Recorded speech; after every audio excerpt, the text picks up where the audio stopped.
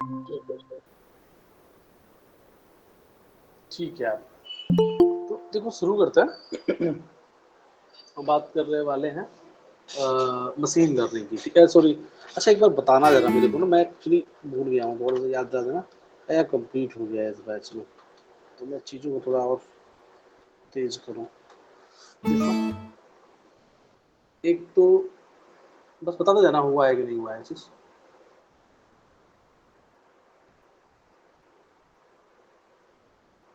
हम लोगों ने रिग्रेशन पढ़ा है ना, रिग्रेशन कंप्लीट किया, इसमें हमने सिंपल भी कंप्लीट किया, मल्टीपल भी कंप्लीट किया, पॉलिनॉमियल भी कंप्लीट किया। ये हो गया है ना? नॉट, आवाज नहीं आ रही क्या? आ रही है सर। आ रही है ना? सर हो गया। ये हो गया ना, बताते जाना ना। तो ये वाला टॉपिक पढ़ा दिया। क्लासिफिकेशन में केएनएन पढ़ा दिया था ना, के नियरेस्ट नेबर, बताना कोई ना। और एक पढ़ाया था आई थिंक नेब बेस पढ़ा दिया था। ये दोनों कंप्लीट हो गया ना, केएनएन और नेब बेस। Yes sir. ठीक है, चलो इस नियम पे शुरू करते हैं। और एक साथ मैंने वो भी पढ़ा दिया ना, क्लस्टरिंग पढ़ा दिया है ना,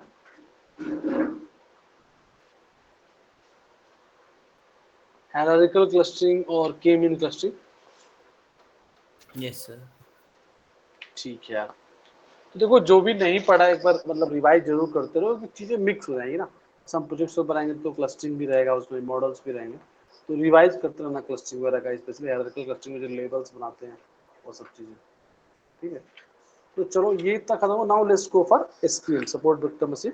तो ये क्लासिफिकेशन का एक नया मॉडल है, दैट इज नया मॉडल, मतलब कि हमारे लिए नया है नहीं, बहुत पुराना है, 90s का मॉडल है, बट हम वही पढ़ रहे पहली बार, that is SPM. SPM means support vector machine.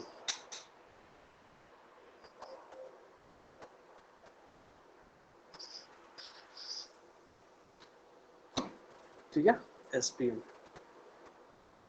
SPM का मतलब होता है सपोर्ट वेक्टर मशीन। तो क्या ये मुझे ना बहुत, मतलब मुझे क्या, सबकी कोई भी इंजीनियर होगा तो उसको बेटर लगा, बहुत अच्छा मॉडल है, ठीक है। और वो धीरे धीरे आपको समझ में आया क्यों बहुत अच्छा मॉडल है, क्या इसकी खूबियां हैं। बड़ा अच्छा मॉडल है, काफी सारे प्रॉब्लम्स को दूर करता है ये मॉडल, ठीक है। देखेंगे वन बाई वन करके। बट अभी एसपीएम के ना इंटेंशन पर जाते हैं, इसको समझने को थोड़ी मैथ्स रिक्वायर्ड है, थोड़ी मैथ समझने की कोशिश करते हैं। ध्यान से देखना जरा।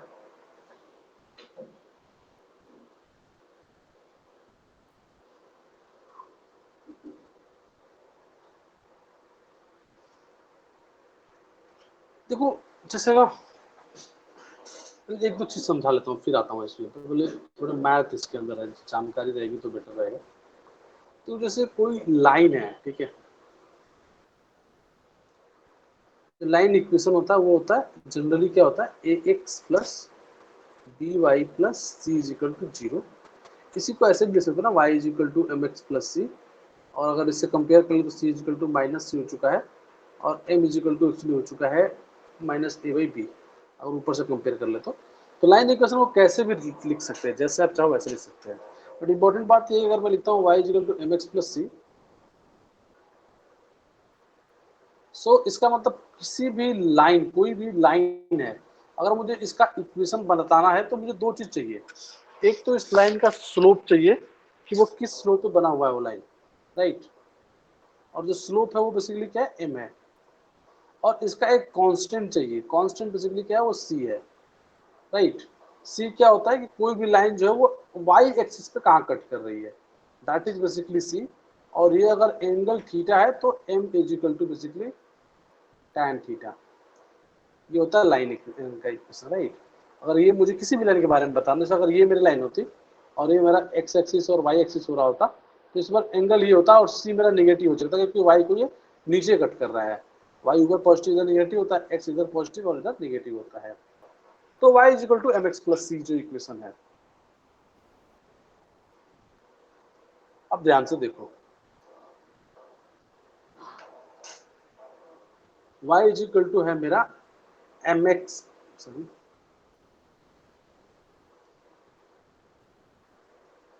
y इज इक्वल टू है मेरा mx प्लस सी, ये मेरा जो है वो लाइन का इक्वेशन है।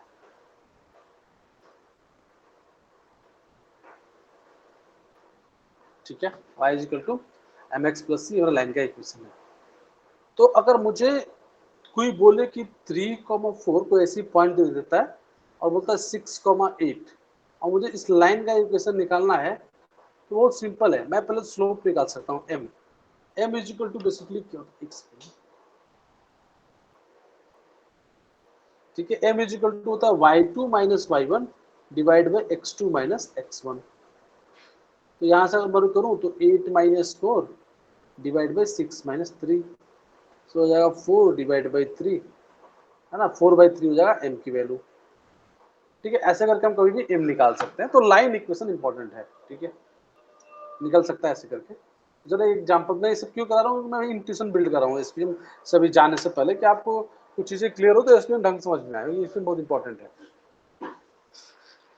तो अगर मेरे पास कोई, जैसे मेरे पास एक पॉइंट है, देखो यहाँ पे एक पॉइंट यहाँ पे लिखा हुआ है, मे बी यहाँ लिखा है 1,1, ठीक है,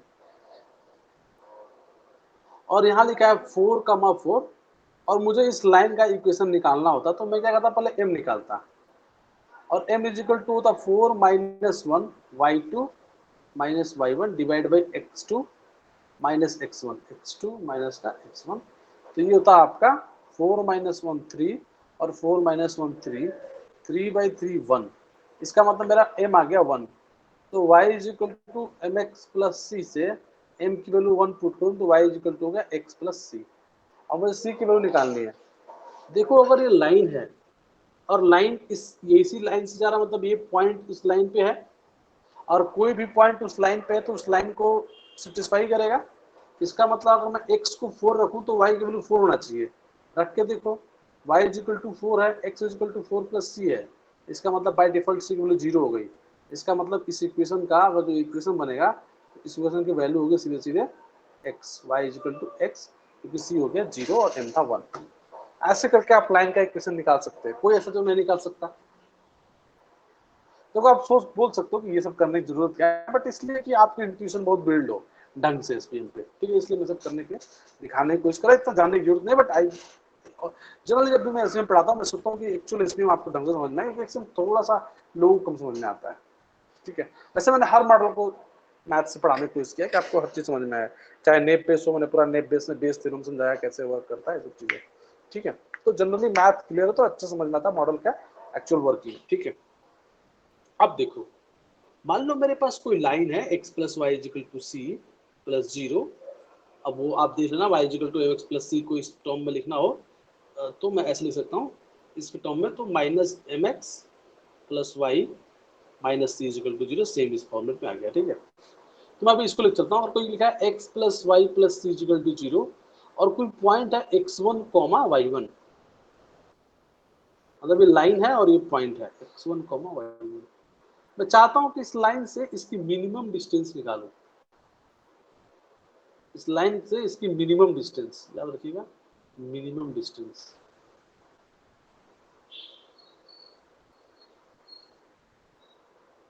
मिनिमम डिस्टेंस, तो अगर मैं मिनिमम डिस्टेंस निकाला तो मैं क्या करूंगा उस लाइन के साथ, जो भी लाइन है उसमें ये पॉइंट रख दीजिए। लाइन जैसे अगर यहाँ पर लिखा है a x plus b y plus C is equal to 0 है, तो इस पॉइंट को आप पुट कर दीजिए।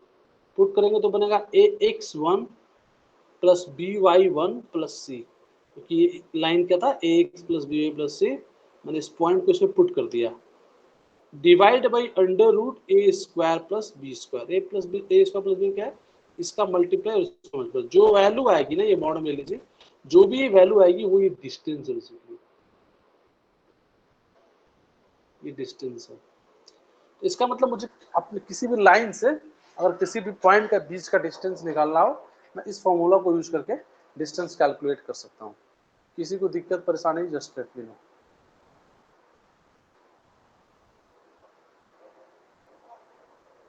है किसी को दिक्कत क्या?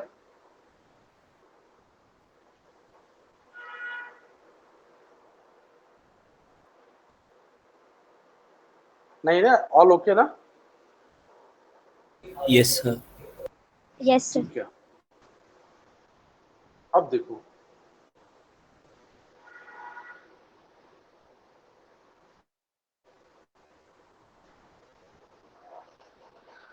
मैं क्या, देखो ध्यान से, मैं एक ना,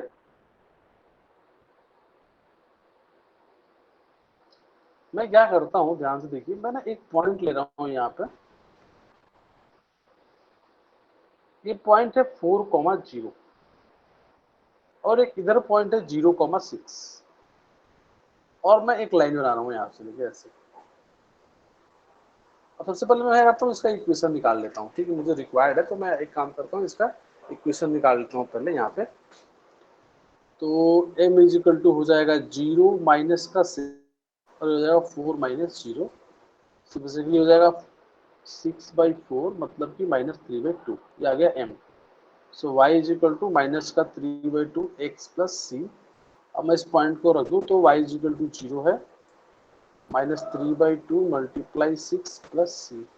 एक्चुअली ना ये गलत हो गया ना, x इज इक्वल टू 0 है ना यार,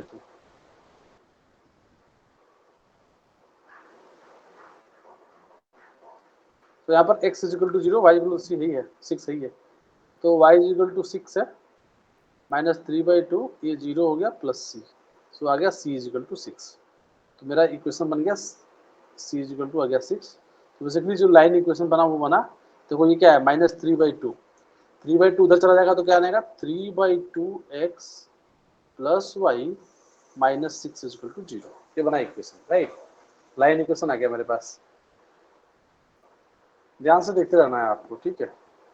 अब मैं क्या करता हूँ, कुछ पॉइंट्स लेता हूँ मैं, जैसे कि मैंने एक पॉइंट लिया, ध्यान से देखिए, 1x1 का, और एक दूसरा पॉइंट लिया 2x1, एक तीसरा पॉइंट लिया 8,1 और दूसरा लिया एक 9,3 और एक लिया 7,4। ये मेरे पॉइंट हैं।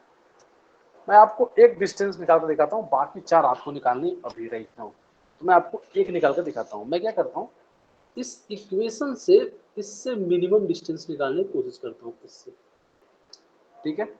तो मैं क्या करता हूँ, मैं इसे पुट करता हूँ, देखो यहाँ पे 3/2 मल्टीप्लाई 8, y की जगह पे 1 है, सीधे 1 पुट कर दीजिए, -6 divide by √3/2 whole square plus 1 का होल स्क्वायर।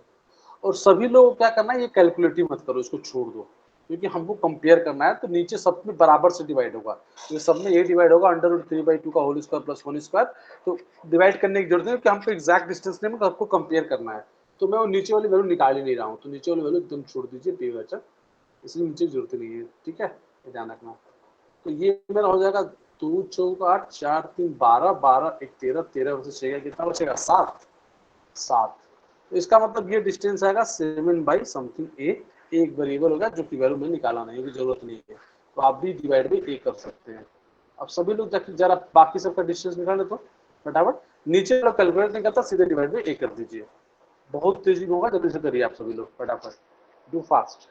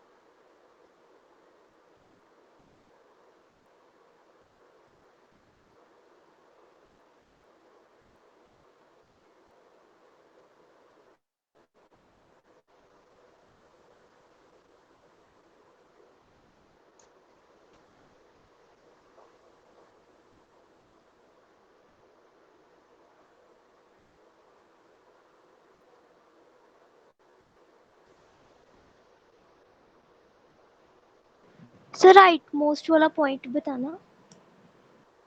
राइट मोस्ट 9,3 है।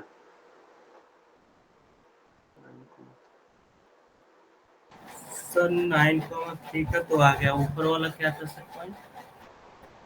7,4 है।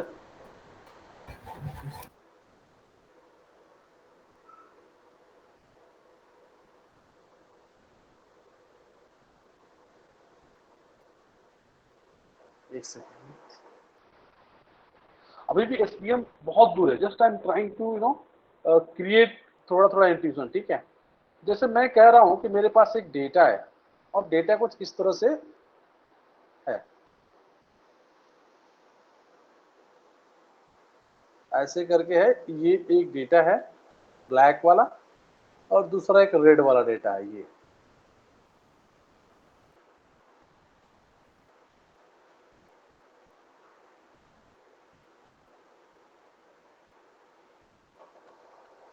Suppose I want to build a classifier using SPM, तो क्या मैं ऐसे बना सकता हूं क्या एसपीएम यूज करके एक क्लासिफायर? ये ऐसे लेकर के बना दिया ऐसे, ठीक है।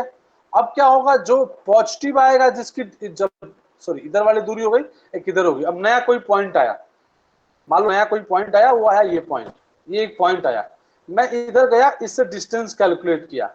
अगर इसका डिस्टेंस निगेटिव हुआ तो मैं बोलूंगा इसका लेबल ब्लैक कर दो।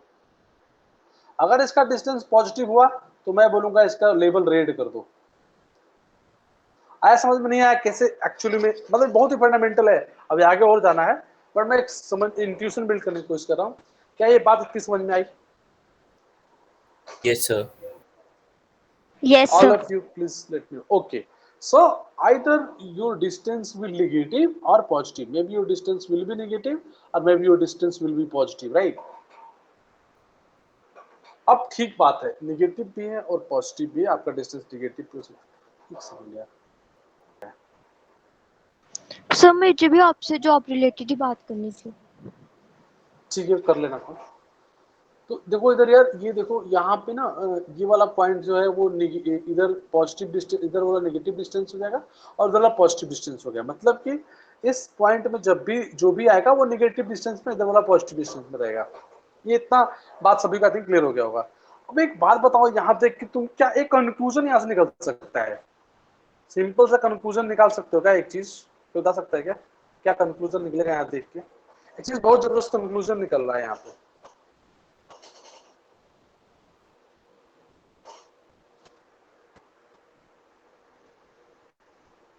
देखो एक जबरदस्त कंक्लूजन है और ये है कि जो तुम्हारा एसबीएम है ना, ये केवल और केवल बाइनरी क्लासिफिकेशन के लिए वर्क करेगा। फंडामेंटली केवल बाइनरी, क्योंकि देखो बाइनरी ही कर सकता है ना, इधर उधर दो, जब दो पार्ट्स में डिवाइड कर रहे हो तो मल्टीपल कैसे वर्क करेगा? बाइनरी के लिए वर्क करेगा ना केवल केवल। इसीलिए जो एसपीएम है वो बेसिकली बाइनरी क्लासिफिकेशन है। Yes no?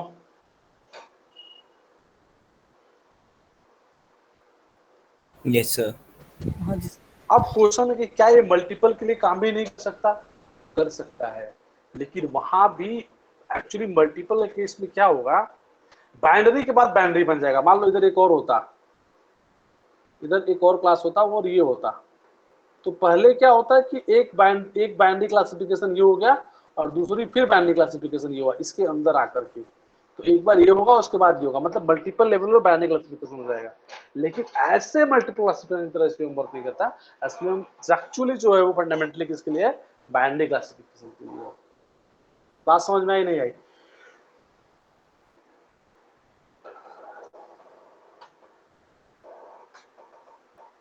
Any doubt anyone?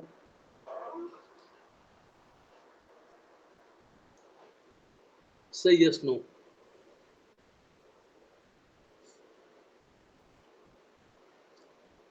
अब देखो, अब एक जो जबरदस्त बात है वो ये है कि ये लाइन जो बना, जिसको हमने बोला पॉजिटिव और नेगेटिव, कि इधर पॉजिटिव लेवल में आ गए ये सब और ये सब नेगेटिव लेवल में आ गए। Who will decide this line? Line कौन डिसाइड करेगा, ये इंपॉर्टेंट है।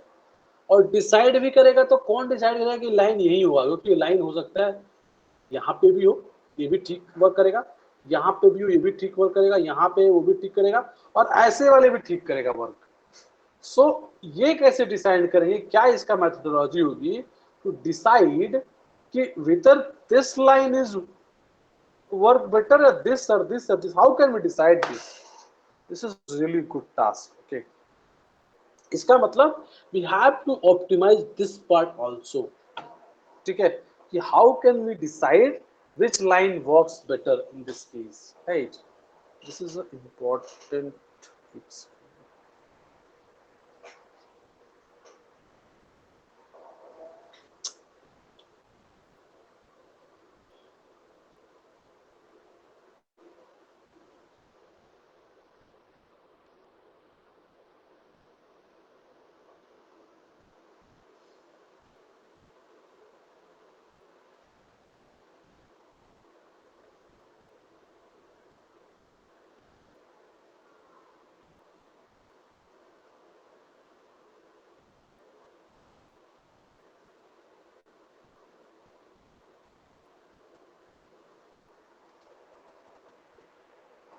हाँ देखो यार, तो ये गुड क्वेश्चन है, how can we decide which line works better, इसमें से ये कैसे, इसका मैं आपको इंस्ट्रक्शन देता हूँ। ये बहुत आसान है बट समझना बहुत जरूरी है। देखो ध्यान से, मैं दो पॉइंट्स लेता हूँ, जैसे कि मैं क्या करता हूँ, एक इधर लेता हूँ पॉइंट सेम, और एक इधर लेता हूँ सेम, और दो तरह के पॉइंट्स भी बना देते हैं। ये आपके कुछ पॉइंट्स हो गए ऐसे, और यहाँ मतलब सेम डेटा एक्चुअली, और जो दूसरा डेटा है वो आपका इधर है।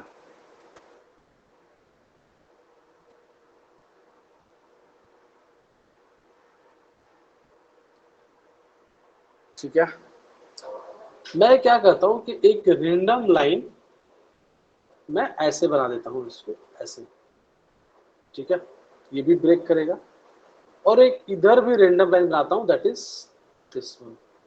ठीक है, रैंडम लाइन बन गया, दोनों क्लासिफाई कर रहे हैं 100%। Now we have to decide which one is better. मैं क्या बोलता हूँ कि एक काम करो, ये जो तुमने ब्लू वाला डिसाइड किया है ना, इसके तुम लेफ्ट में भी मूव करो और राइट में मूव करो, और मूव तब तक करते रहो जब तक कि कोई पॉइंट टच ना हो जाए। एक पॉइंट टच हो गया, रुक जाओ वहीं पे। ठीक है, ऐसे राइट में भी मूव करो जब तक कि कोई पॉइंट टच ना हो जाए, और यही टच हो गया रुक जाओ। ठीक है, ये हो गया एक। दूसरा सेम ब्लैक वाले पे भी करो, दोनों तरफ मूव करो, इधर भी मूव करो, और तब तक मूव करो जब तक कोई पॉइंट टच ना हो जाए,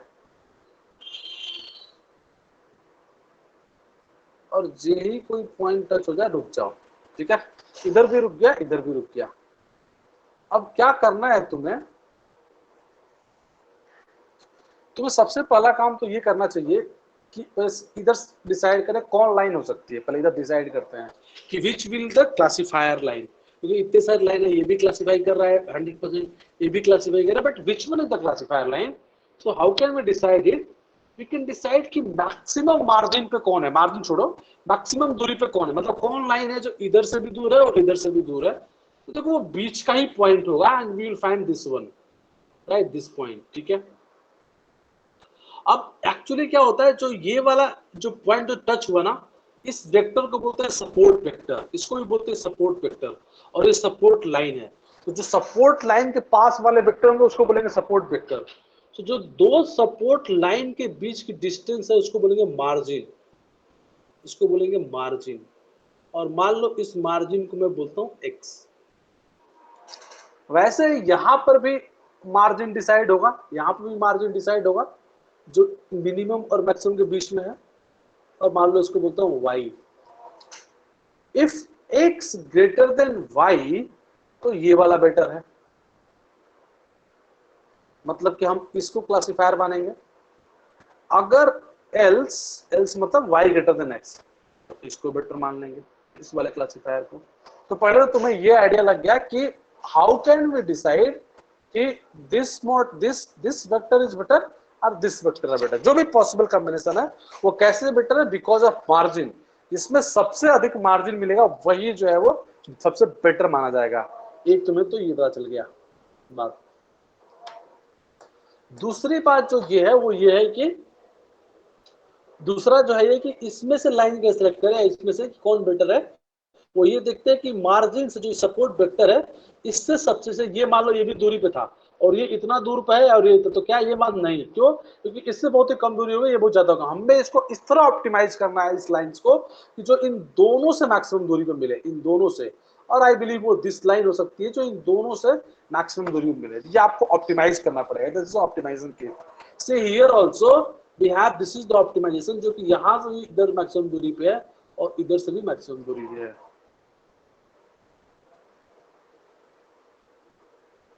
Okay, any doubt? Anyone just let me know.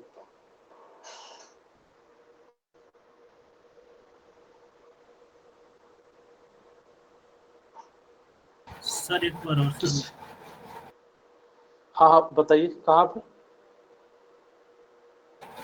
Sir जो ये मैक्सिमम मिनिमम मार्जिन लाइन था इसका मतलब सर एक बार और बता दीजिए।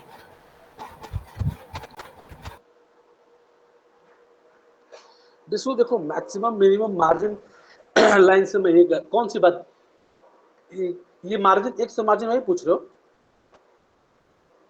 हाँ सर, मतलब कि जो जैसे कम मार्जिन पे रहता है वो सपोर्ट वेक्टर है कि जो मैक्सिमम नहीं, जो मार्जिन जितना ज्यादा होगा वो बेटर है ना। मार्जिन ज्यादा है इसका मतलब इतना बड़ा मार्जिन है, तो ये बेटर है ना इस वाले, जो कि इसमें मार्जिन का मतलब जितना मार्जिन ज्यादा होगा और कोई नया डेटा आया तो उसको अगर वो थोड़ा मान लो आउटलायर हुआ या कुछ हुआ इधर आने लगा तो भी मेरा मॉडल ज्यादा रिजल्ट दे सकता है। लेकिन अगर मार्जिन कम रहेगा, थोड़ा सा डेटा इधर आ गया तो वो होना था पॉजिटिव या नेगेटिव। तो मार्जिन जितना ज्यादा रहेगा उतना बढ़िया मॉडल है वो। एज मच एज मार्जिन जितना मैक्सिमम हो सकता है उतना बढ़िया हमको मार्जिन मॉडल बढ़िया मिलेगा। तो हमको मार्जिन तो हाईएस्ट चाहिए, जितना पॉसिबल वे में आप सोच सकते हो कि लाइन बन सकती है उसमें जो सबसे मैक्सिमम मार्जिन लाइन होगी वही हमारे लिए बेटर है। आया समझ में? नहीं आया? आया। ठीक है ऋषु? यस ठीक सर। है, ओके ठीक है। Anyone any doubt in this? Just let me no.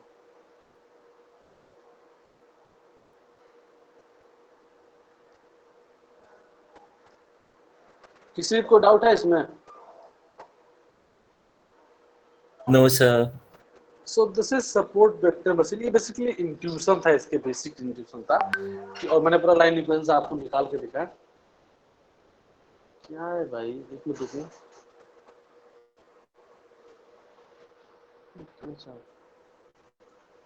Non linear data का मतलब जो है वो कुछ ऐसे हो जाए।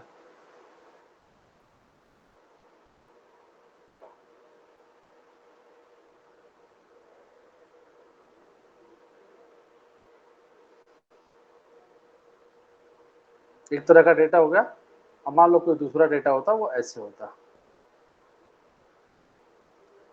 अब इसको लाइन से ब्रेक करके दिखाओ, ब्रेक ही नहीं हो पाएगा। कोई भी एक लाइन से ऐसे ब्रेक करो, किसी हाइपर प्लेन से ब्रेक करो, नहीं हो सकता ना एक लाइन से, पॉसिबल नहीं एक लाइन से ब्रेक कर पाना। तो इसके केस में हमको क्या बनाना पड़ेगा, इसको हाइपर प्लेन में ले जाना पड़ेगा। वो मैं बताऊंगा कैसे करेंगे इसको, बट ऐसे नहीं हो सकता ये, राइट। तो इसके लिए हमको जो है वो दूसरा चीज आपको यूज करना पड़ेगा। तो ये जो है वो लीनियरली सेपरेबल नहीं है। जनरली लॉजिस्टिक रिग्रेशन है, वो पढ़ाया नहीं है। लॉजिस्टिक रिग्रेशन वर्क करता है लीनियरली सेपरेबल डेटा पे, ठीक है। बट ये लीनियरली सेपरेबल नहीं है तो भी वर्क करेगा, इसीलिए स्कीम बहुत बेटर है। और दूसरा एक चीज और तुमने ध्यान दिया होगा, स्कीम और भी क्यों बेटर, तुमने अगर ध्यान से देखा होगा तो देखो, अगर ये डेटा है तो ये क्लासिफायर है, 100% वर्क करेगा। तो लॉजिस्टिक रिग्रेशन का रिजल्ट हो सकता है, बट एसबीएम का नहीं हो सकता। एसबीएम कहेगा कि नहीं ये रिजल्ट नहीं है, अभी और इसको मॉडिफाई करो। हो सकता है वो ऐसा निकलेगा जिसमें मैक्सिमम मार्जिन मिले। इसलिए एसबीएम की एक्यूरेसी बहुत ज्यादा अच्छी होती है if compare with others like logistic regression. ठीक है,